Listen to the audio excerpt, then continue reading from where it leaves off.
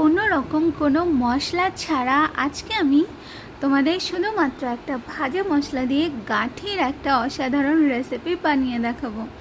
আশা করি তোমাদের ভীষণ ভালো লাগবে। তো দেখো, এখানে আমি গাঁঠি কেটে নিয়েছি, আর গাঁঠির জন্য যে আলুটা নিয়েছি সেটাকে আমি বড় বড় সাইজ করে কেটে নিয়েছি। এরপর আমি এখানে নিয়ে নিয়েছি চিংড়ি মাছ। এরপর আমি মাছের মধ্যে পরিমাণ মতো লবণ আর হলুদ দিয়ে মাছটাকে ভালো করে মাখিয়ে নেব। এরপর দিয়ে দেবো কড়াইয়ের মধ্যে বেশ খানিকটা তেল দিয়ে তারপর আমি ওর মধ্যে চিংড়ি মাছটা দিয়ে দেবো। চিংড়ি মাছটা দিয়ে এরপর ভালো করে নাড়িয়ে ছাড়িয়ে চিংড়ি মাছটাকে একটু লাল লাল করে ভালো করে ভেজে নিতে হবে। চিংড়ি মাছটা যখন একদম লাল লাল করে ভাজা হয়ে যাবে, এরপর আমি চিংড়ি মাছটাকে তুলে নেব। চিংড়ি মাছটাকে তুলে নিয়ে এরপর ওই তেলের মধ্যেই দিয়ে দেবো আলুগুলো দিয়ে তারপর আমি ওর মধ্যে দিয়ে দেব পরিমাণ মতো লবণ, আর এখানে আমি দিয়ে দিচ্ছি পরিমাণ মতন একটুখানি হলুদ। এরপর আলুটাকে নাড়াচাড়া করে ভালো করে আলুটাকে একটু ভেজে নিতে হবে। একটু সময় ধরে আলুটাকে ভাজবো। আলুটা যখন ভাজা হয়ে যাবে, এরপর আমি ওর মধ্যে গাঁঠিগুলোকে দিয়ে দেবো। গাঁঠিগুলোকে দিয়ে তারপর হালকা একটু নাড়াচাড়া করে নেব।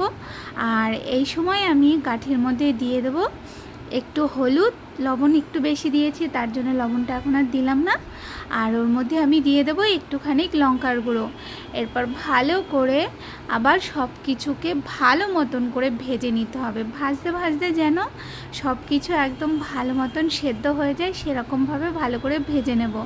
তো এই যে দেখো, সব কিছু ভালো মতন ভাজা হয়ে গেছে। এরপর আমি ওর মধ্যে জিরে, শুকনো লঙ্কা আর তেজপাতা ফোড়ন দিয়ে দেব। এরপর আমি ওর মধ্যে দিয়ে দেব জল। তো এখানে আমি প্রায় 2 গ্লাসের মতন জল দিয়েছি। জলটা দিয়ে এরপর নাড়াচাড়া করে এটাকে ঢাকা দিই 4 থেকে 5 মিনিটের মতন একটু তরকারিটাকে আমি রান্না করে নিতে হবে। তো এখানটায় প্রায় 5 থেকে 6 মিনিট হয়ে গেছে। এরপর আমি ঢাকনাটা তুলে দিয়েছি। আর এই দিকে দেখো তরকারিটা প্রায় হয়ে এসছে।